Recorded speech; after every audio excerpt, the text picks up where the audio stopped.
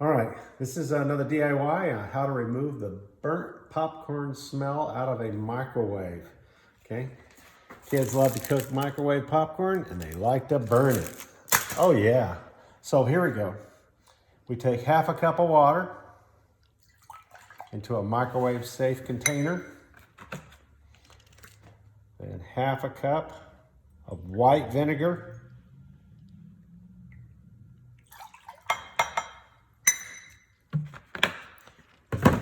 And we're gonna put it in the microwave for 4 to 5 minutes.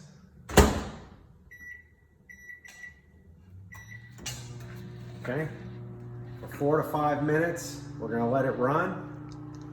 And then we're gonna keep the door closed after it's done for 10 to 15 minutes.